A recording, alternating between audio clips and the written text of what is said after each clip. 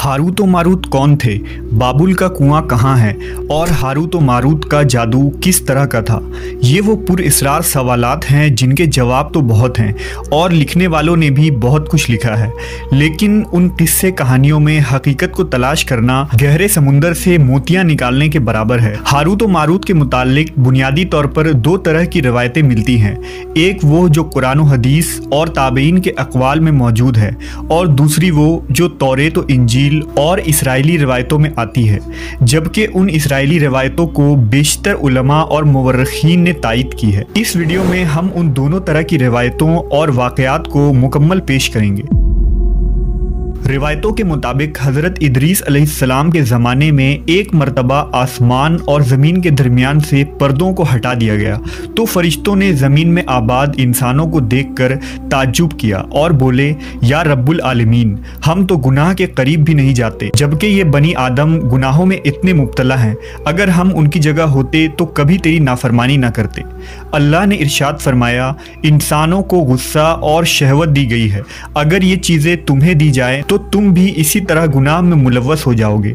लेकिन फरिश्तों ने कहा, हम ऐसा हरगिज़ न करेंगे। लिहाजा अल्लाह के हुक्म से फरिश्तों ने अपनी जमात में से दो बेहतरीन और इताअत गुजार फरिश्तों को चुन लिया, जिनका नाम हारूत और मारूत था। अल्लाह ने उन दो फरिश्तों में इंसानी फितरत और शहवत डालकर दुनिया में भेजा। वो शहर बाबुल में दो खूबसूरत इंसान बनकर आए और काजी के काम पर मुकर्रर हो गए, जहाँ वो लोगों के दरमियान फैसले किया करते थे। एक दिन उनके पास एक औरत अपना मुकदमा लेकर आई और कहा कि उसका शौहर उसे बहुत परेशान करता है। हारूत व मारूत ने जब उस औरत को देखा तो वो उसकी खूबसूरती और हुस्न से मरऊब हो गए और उस पर आशिक हो गए। उन्होंने उस औरत से जिना की ख्वाहिश की तो औरत ने उनसे कहा, तुम्हारी ये ख्वाहिश मैं तभी पूरी करूंगी जब तुम बुत की पूजा करो, शराब पियो या मेरे खाविंद को कत्ल कर दो।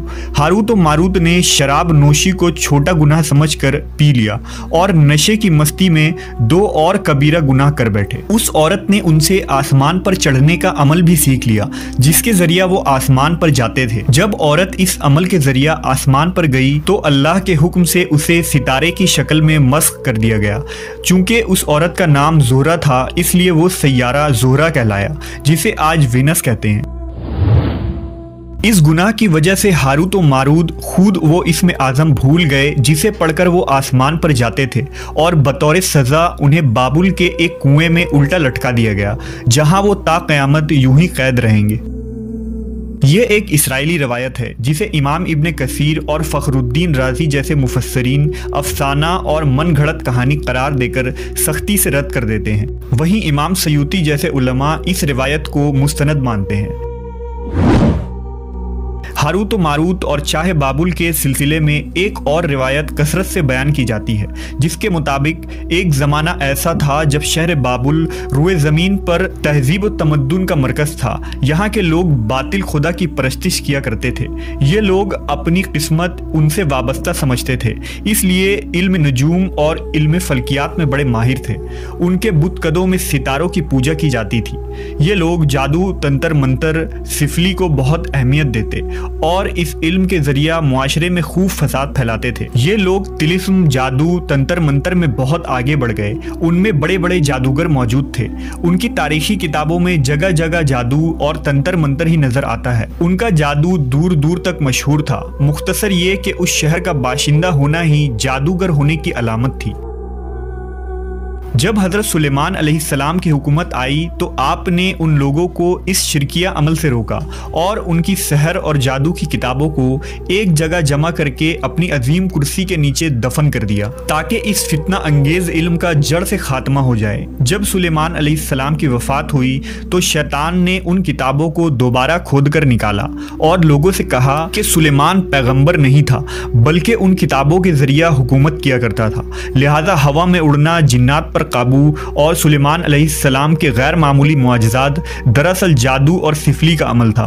बनी इसराइल ने उसकी पैरवी की और उन किताबों को पढ़ना शुरू कर दिया। लिहाजा दोबारा ये शर अंगेज इल्म इस कौम में सुरायत कर गई। अल्लाह ने सुलेमान अलैहिस्सलाम पर लगाए गए इल्ज़ाम और तुहमत की नफ़ी करते हुए सूरह बकरा में फरमाया है, اور انہوں نے اس چیز کی پیروی کی جو شیطان سلیمان کی بادشاہت کے وقت پڑھتے تھے، اور سلیمان نے کفر نہیں کیا تھا لیکن شیطانوں نے ہی کفر کیا۔ لوگوں کو جادو سکھاتے تھے اور اس چیز کی بھی جو شہر بابل میں ہاروت و ماروت 2 فرشتوں پر اتارا گیا تھا، اور وہ کسی کو نہ سکھاتے تھے جب تک یہ نہ کہہ دیتے کہ ہم تو صرف آزمائش کے لیے ہیں، تو کافر نہ بن۔ لہذا جب یہ سحر کا علم بابل میں عام ہو گیا اور لوگوں کی تکلیف اور پریشانی کا باعث بن گیا، تو اللہ نے 2 فرشتوں کو انسانی صورت میں مامور کیا کہ وہ جادو کے عوامل اور اسے باطل کرنے کا طریقہ لوگوں کو سکھائیں تاکہ وہ جادوگروں کے فساد اور شر سے محفوظ رہ سکے۔ لیکن یہ تعلیمات غلط مقصد کے لیے بھی استعمال ہو سکتی تھی۔ حالانکہ وہ فرشتے لوگوں کو تنبیہ کرتے تھے اور ان کے لیے صراحتاً کہتے تھے کہ یہ تمہارے لیے ایک طرح کی آزمائش ہے، لیکن پھر بھی وہ لوگ ایسے کاموں میں پڑ گئے جو انسانوں کے لیے ضرر اور نقصان کا باعث تھا۔ بعض عربی داستانوں میں اس کنویں کا ذکر بھی ملتا ہے جہاں کئی لوگ پہنچے اور ہاروت و ماروت سے ملاقات کر کے جادو کا علم بھی سیکھا، جبکہ بعض مورخین کا کہنا ہے کہ عراق کے شہر حلہ کے قریب ایک کھنڈر میں موجود قدیم کنواں ہے جہاں سے بابل کی سرحد شروع ہوتی تھی۔ یہ اس کنویں کو ہی چاہے بابل قرار دیتے ہیں۔ بہرحال اس واقعے سے یہ سبق ملتا ہے کہ سفلی اور جادو ایک شرکیہ عمل ہے، مگر یہ کہ اس کا استعمال فساد اور شر پسندی کے خاتمے کے لیے کیا جائے۔